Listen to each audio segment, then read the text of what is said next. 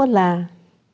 Está começando pela TV Mundo Maior mais um programa Filosofando, o seu programa de filosofia e de filosofia espírita, que vai ao encontro das grandes ideias pensadas ao longo do tempo numa infinita jornada em busca da verdade e do bem.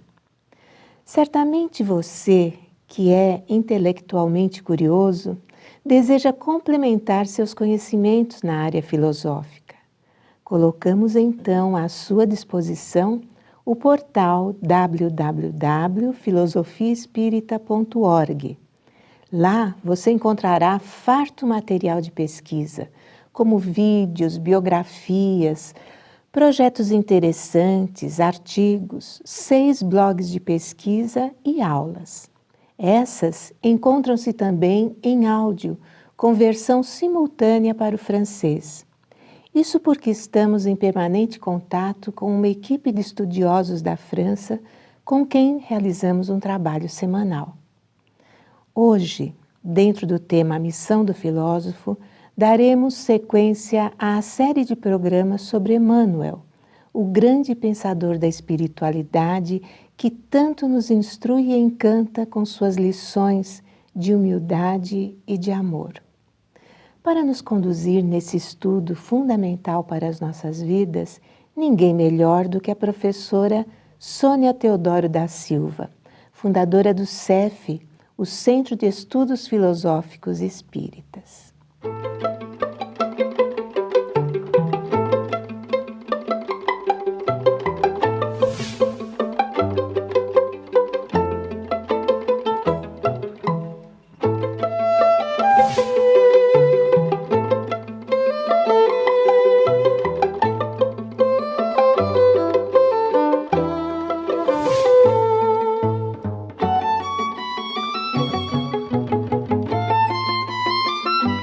Olá! Em nossa série sobre Emmanuel, como pensador da espiritualidade engajado nas fileiras do Espiritismo, falamos no programa anterior sobre as reencarnações desse espírito e esclarecemos alguns erros cometidos por aqueles que arriscaram adivinhar as suas vidas anteriores, inclusive afirmando que ele houvera assumido a personalidade do teólogo católico e um dos perpetuadores das ideias do Concílio de Nicéia, Basílio de Cesareia. Na verdade, Emmanuel foi Basílio, personagem do livro Ave Cristo, pensador romano de vida modesta e dedicada aos pobres, e pai adotivo de Lívia, personagem principal da história. Então, você já sabe, ao deparar-se com determinadas informações, procure pesquisar a veracidade delas. A nossa doutrina de luz, o Espiritismo, nos ensina como devemos evitar essas revelações de última hora, frutos da falta de seriedade, muitas vezes. Vamos continuar os nossos estudos sobre Emmanuel. Dentre a série de livros históricos desse autor, destacamos Paulo e Estevão. Vamos reproduzir aqui algumas palavras de José Herculano Pires sobre Paulo de Tarso, personagem principal deste belo livro. A conversão de Paulo não se deu por acaso, nem da maneira brusca por quem costumam apresentá-la. Tudo se encadeia no universo, diz o Livro dos Espíritos. Houve também um encadeamento de causas e efeitos na vida de Paulo para levá-lo ao encontro do Cristo na estrada de Damasco. Não se trata de um romance, como geralmente se pensa, mas de uma biografia romanceada de reconstituição da vida de Paulo, abrangendo aspectos fundamentais da época heróica de expansão do cristianismo. As fontes da conversão de Paulo encontram-se na sua própria dedicação a Moisés.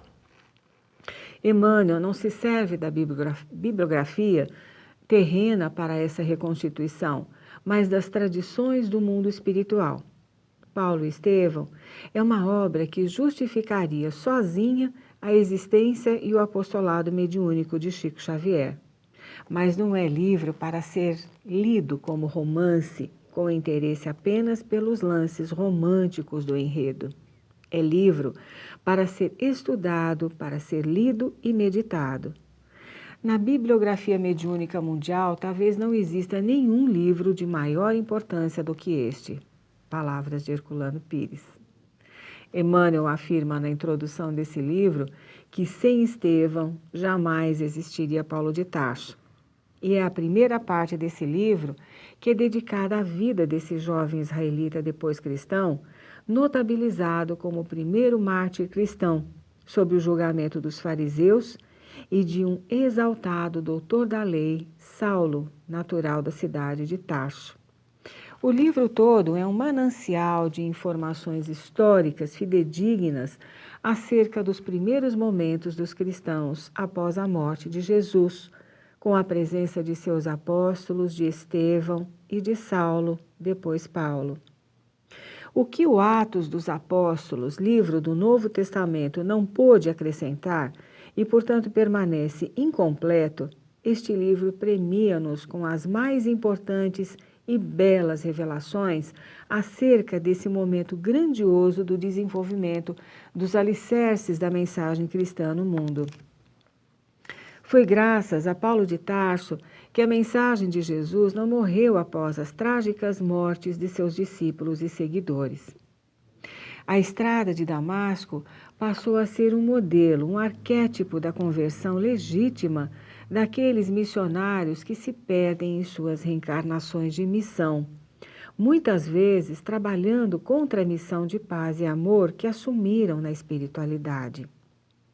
A estrada de Damasco também é nossa, caro amigo, cara amiga, que estamos reencarnados hoje nesse difícil momento de transição violenta pela qual estamos todos atravessando.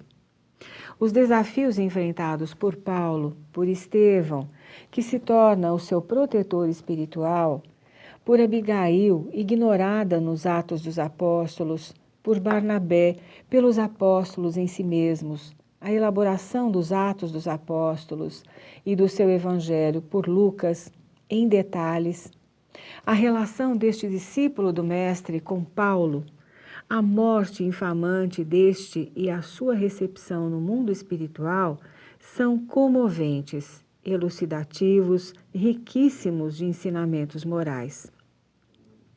Fatos históricos como o incêndio de Roma por Nero, o encontro de Paulo com esse cruel imperador romano, as perseguições aos cristãos estabelecidas nessa época, o grande sofrimento para os seguidores de Jesus a partir deste momento são de grande importância para você, para nós, que somos espíritas e cristãos. Vamos saber de algumas passagens desse livro.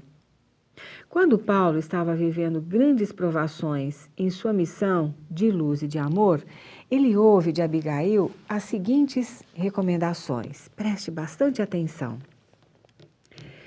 Que fazer para adquirir a compreensão perfeita dos desígnios de Cristo? Responde Abigail, ama,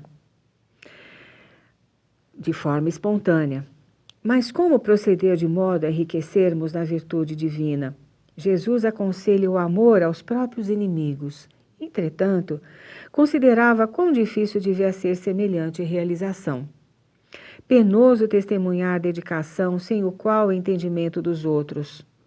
Como fazer para que a alma alcançasse tão elevada expressão de esforço com Jesus? Trabalha, diz Abigail. Ela tinha razão. Era necessário realizar a obra de aperfeiçoamento interior. Desejava ardentemente fazê-lo.